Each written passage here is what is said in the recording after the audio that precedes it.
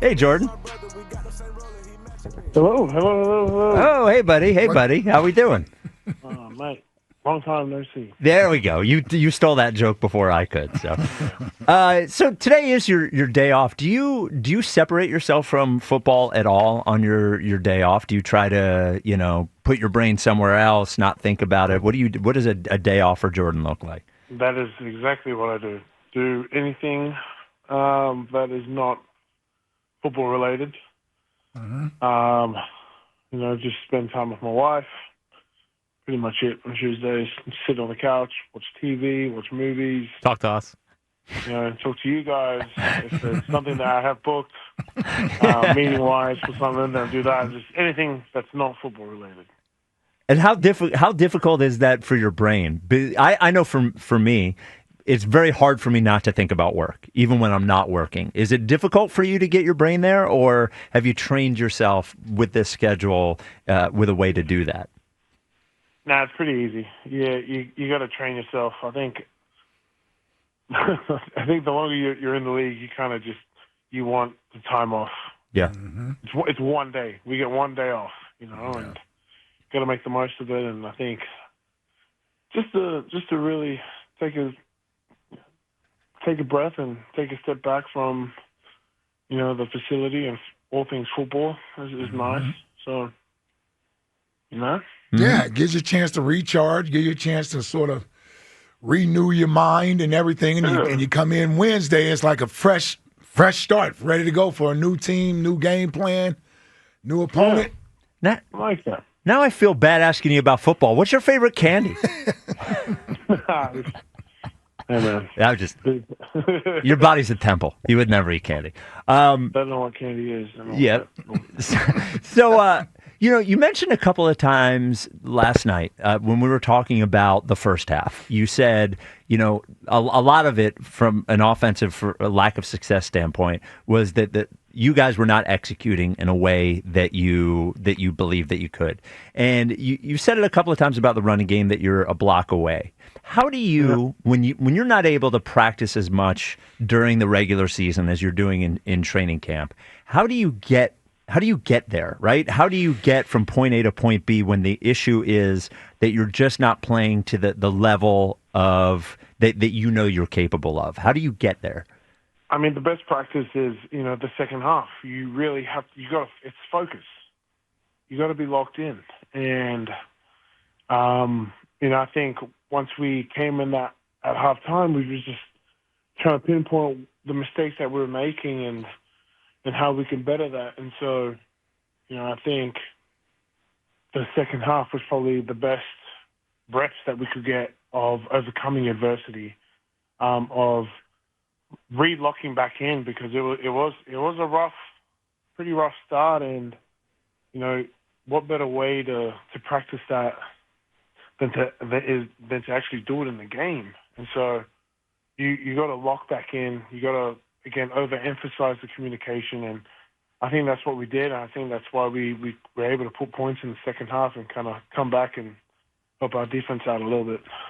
I tell you, a big thing will be interesting to watch for you guys this week, Jordan, is coming off of such an emotional win, the way Sunday's game was, putting that behind you and getting to this next game, right? You get a win like that.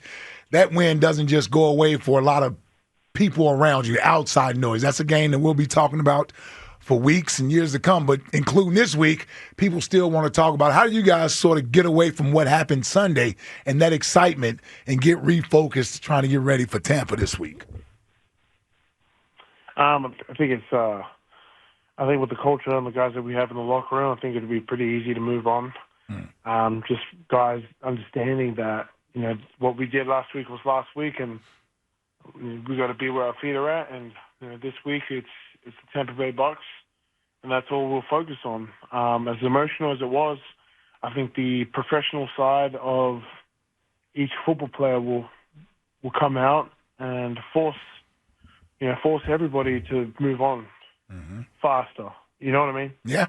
That makes sense. Yep. Just get everyone to carry on to the next game, and I certainly that will be my message. As emotional as last week was, let's get better this week. Let's move on. Let's address what we need to address, to get better. And then, focus on Tampa, because this week, again, not going to be an easy game, so got to look back in.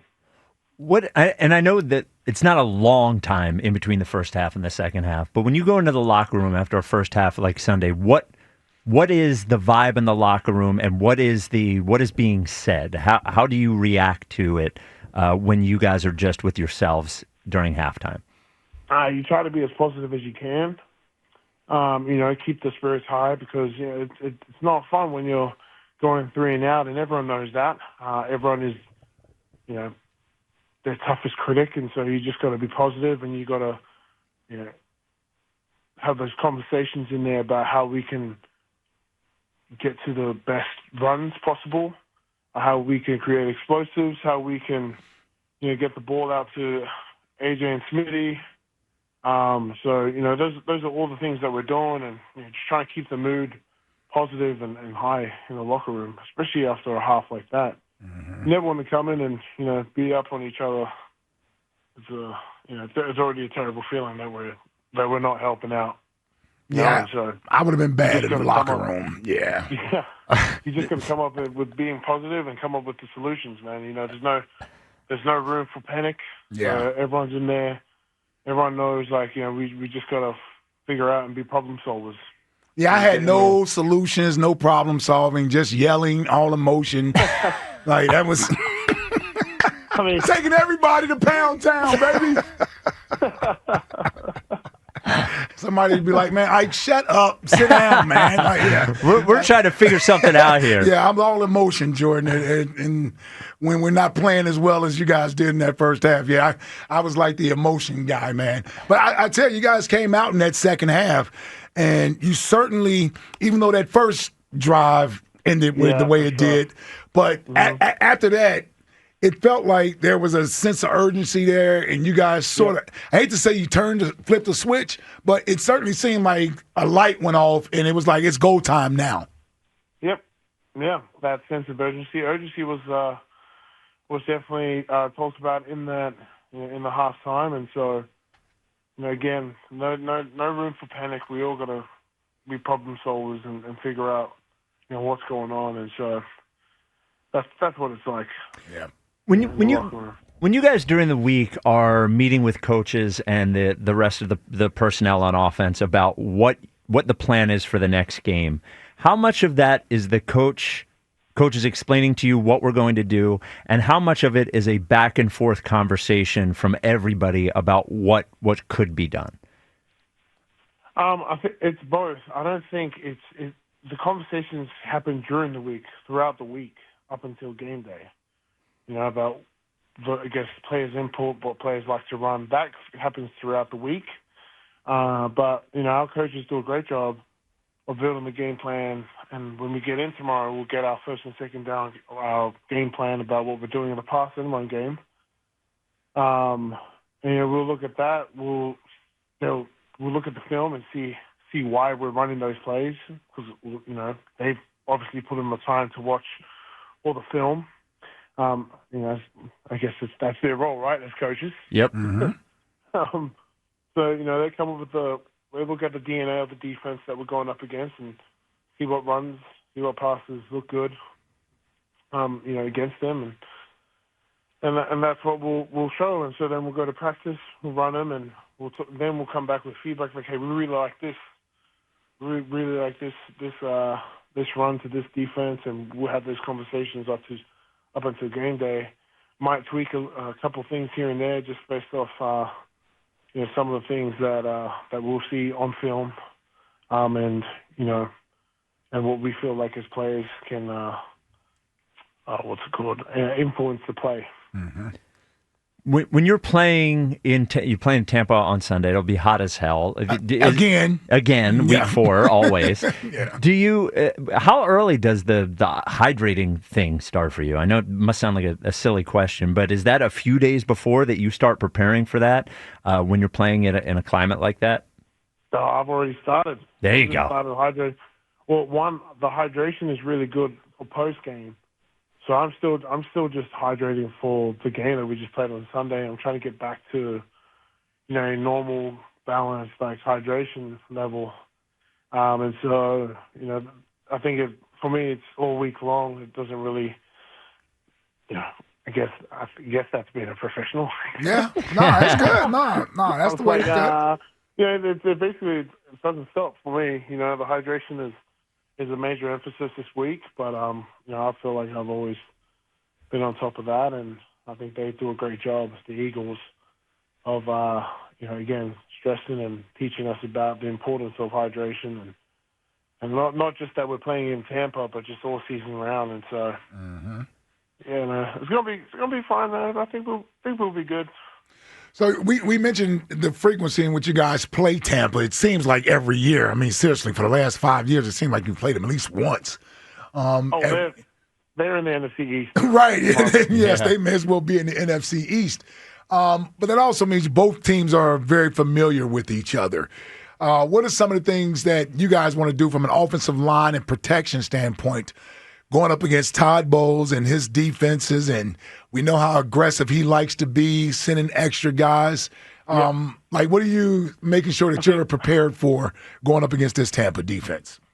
Yeah, I think even just right now, just learning from the past game that we just played, I think being more, again, simplifying the communication in protection. We know this guy likes to bring the house. He likes to bring 7 guys. Sometimes he'll bring 6 guys. He'll show 8, bring 6, show 8, bring 8, show 7, bring 7, show 7, drop 7. That's even possible. That's possible. It is. Yeah. So like for us, just making sure that, again, we don't have any miscues with our running backs in protection, so they know where they're going, so that we know which 5 we have as an offensive line, and who Jalen and who Saquon or whoever's back there, running back wise, who they have in pass protection. So that, for me, that's just one thing that I want to clear up this week. So, Jordan, before we let you go, and we appreciate you giving us 15 minutes of your time on your day off, I just want you to know that behind the scenes here, there is momentum gaining. That I know it's only week 4, in the season, but if you guys were to, capture the ultimate prize this year of tossing Steiny, of tossing Michael Steinberg at an event, we do have some, and this is a person that I know you're obviously much bigger and stronger than me, but I feel like Steiny is a guy that I could also toss, even giving my physical stature. So there is momentum here. Oh, my God. I will not be tossing Stein. That is not going to be a thing. Yet. We'll get a couple in here. This is worse than what were we trying to get him answer last year? Who was the best for beat reporter? Oh, yeah, that's what it was. Yes. Oh, my God. That's even worse. Well, I'll give you a choice. You can either name the best beat reporter or toss Steiny. It's one of the two. Okay. All right, Jordan. All right, brother. Enjoy the rest of your day. Good luck on Sunday, Jordan. Appreciate it. There he is, Jordan Mailata.